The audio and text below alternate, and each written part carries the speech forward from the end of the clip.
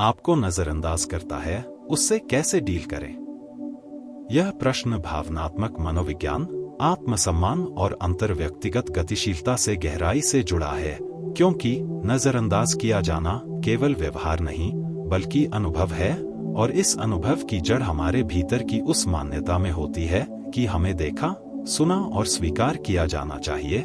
मनुष्य सामाजिक प्राणी है और न्यूरोसाइंस बताती है कि सामाजिक अस्वीकृति का दर्द मस्तिष्क में उसी क्षेत्र को सक्रिय करता है जो शारीरिक दर्द में सक्रिय होता है। इसलिए जब कोई हमें अनदेखा करता है, मैसेज का जवाब नहीं देता, बातचीत में रुचि नहीं दिखाता, सार्वजनिक रूप से दूरी बनाता है या भावनात्मक रूप से अनुपस्थित रहता है, तो चोट लगना स्वाभाविक है। परंतु इस स्थिति को समझने और संभालने के लिए प्रतिक्रियात्मक नहीं, विश्लेषणात्मक दृष्टिकोण आवश्यक है। सबसे पहले यह स्पष्ट करें कि नजरअंदाज वस्तुतः क्या है। क्या यह जानबूझकर किया गया व्यवहार है या व्यक्ति की व्यस्तता, मानसिक तनाव, व्यक्तित्व प्रकार जैसे इंट्रोवर्शन या प्राथमिकताओं का परिणाम? संज्ञानात्मक विकृतियां जैसे पर्सनलाइजेशन, हर चीज को अपने खिलाफ मान लेना, और माइंड रीडिंग, बिना प्रमाण यह मान लेना कि सामने वाला हमें महत्व नहीं देता, अक्सर स्थिति को वास्तविकता से अधिक गंभीर बना देती है। इसलिए प्रथम कदम है तथ्य और व्याख्या को अलग करना।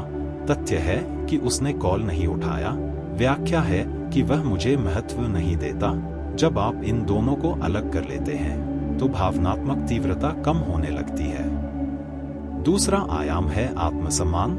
यदि आपका आत्ममूल्य बाहरी प्रतिक्रिया पर निर्भर है तो किसी का अनदेखा करना आपकी पहचान पर आघात बन जाएगा। पर यदि आत्मसम्मान आंतरिक मानकों, कौशल, मूल्य, नैतिकता, स्वीकृति पर आधारित है तो बाहरी व्यवहार आपको अस्थिर नहीं करेगा। इसलिए यह स्थिति आत्मनिर्भर आत्ममूल्य विकसित करने का अवसर भी है। व्यवहारिक रणनीति की दृष्टि से सबसे पहले अपनी भावनाओं को वैध ठहराए। मुझे बुरा लग रहा है, यह स्वीकार करना कमजोरी नहीं, दमन से भावनाएं तीव्र होती हैं। जर्नलिंग, आत्मचिंतन या विश्वसनीय व्यक्ति से बातचीत भावनात्मक स्पष्टता देती है। इसके बाद संवाद की संभावना पर विचार करें। यदि संबंध आपके लिए महत्वपूर्ण है तो असर्टिव कम्युनिकेशन अपनाएं, आरोपात्मक नहीं, अनुभव आधारित भाषा। जब मेरे संदेशों का जवाब नहीं आता तो मुझे दूरी महसूस होती है, क्या हम इस पर बात कर सकते हैं?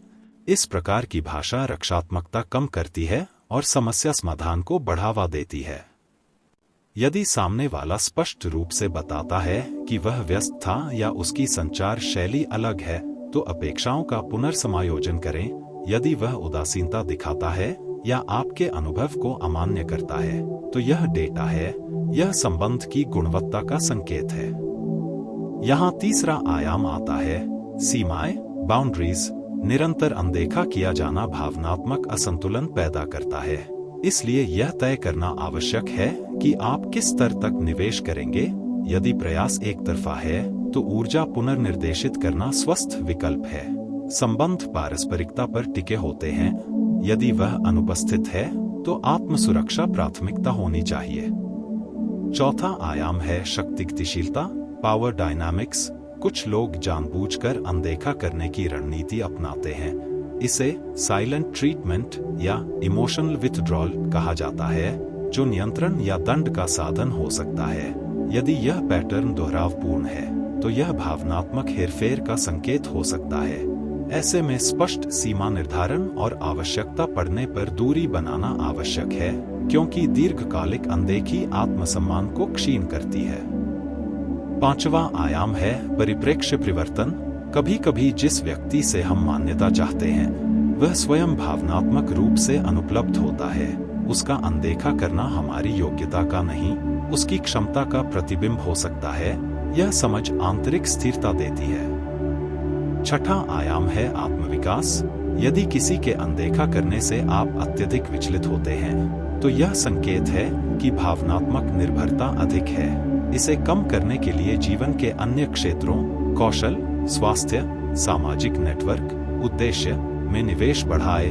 विविध स्रोतों से संतुष्टि मिलने पर एक व्यक्ति की प्रतिक्रिया का प्रभाव कम हो जाता है। सातवां आयाम है व्यवहारिक प्रतिक्रिया प्रबंधन। लगातार मैसेज भेजना, ध्यान आकर्षित करने की कोशिश करना, सोशल मीडिया पर अप्रत्यक्ष संकेत देना।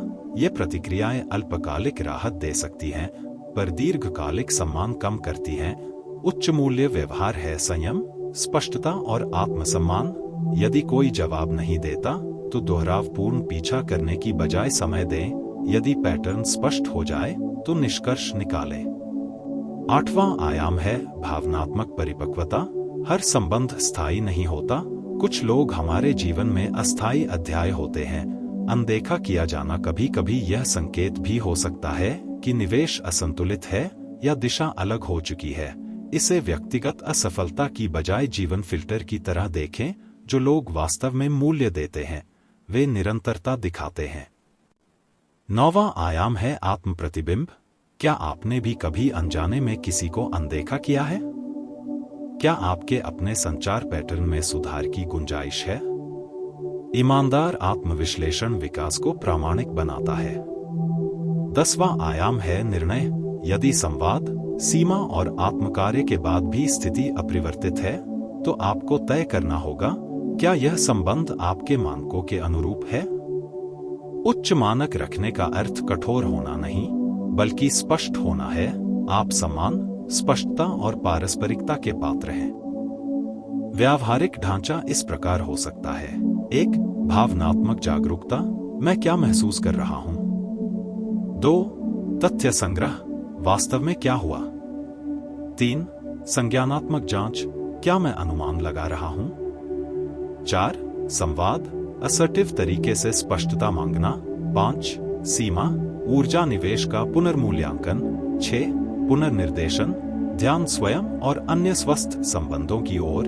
7. निर्णय, रिश्ते की दिशा तय करना। अंततः किसी का आपको नजरअंदाज करना आपकी कीमत तय नहीं करता। मूल्य आंतरिक होता है। संबंध उस मूल्य की पारस्परिक पहचान है। जहां पहचान नहीं वहां आग्रह व्यर्थ है। परिपक्व प्रतिक्रिया यह है कि आप स्थिति से सीखें, अपनी निर्भरता कम करें, संचार बेहतर करें, सीमाएं स्पष्ट करें और उन लोगों के साथ समय बिताएं जो आपको देखते, सुनते और महत्व देते हैं। अनदेखा किया जाना दर्द दे सकता है, पर यह स्पष्टता भी देता है और स्पष्टता हमेशा शक्ति का स्रोत होती है।